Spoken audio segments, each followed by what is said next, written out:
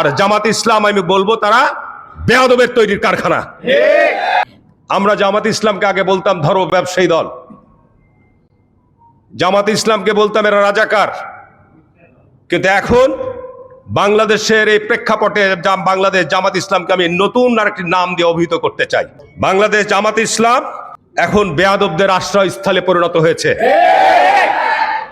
জামাত ইসলাম এখন বেয়াদবদের আশ্রয়স্থল নয়, ইসলাম নাম দিয়ে তারা সারা দেশে ফেসবুকে যে সমস্ত আমরা কর্মকাণ্ড দেখি, এটা আমাদের কাছে অত্যন্ত লজ্জার। ইসলাম আদবের শিক্ষা দেয়। ইসলামের অন্যতম একটি ভিত্তি হচ্ছে আপনার আদব কায়দা শিক্ষা দেওয়া। কি ঠিক না ঠিক বলছি? আর জামাত ইসলাম আমি বলবো তারা বেয়াদবের তৈরির কারখানা।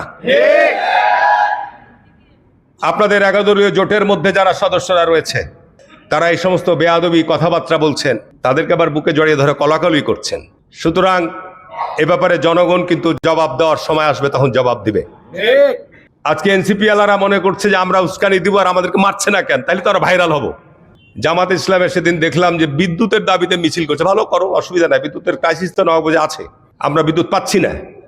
ঠিক না ঠিক বলছি? সুতরাং বিদ্যুতের সংকটের জন্য কথা বলবে বিরোধী দল, দাবি জানাবে, এটা যৌক্তিক। কিন্তু আপনি মিছিল করতে করতে গিয়ে বললেন চাঁপাইনবাবগঞ্জে 2টা জেলা প্রশাসক, জ্ঞানের অভাব, শিক্ষার অভাব। জামাত ইসলামের নেতৃত্বে যারা রয়েছেন তাদের জ্ঞানের এবং শিক্ষার যথেষ্ট অভাব রয়েছে।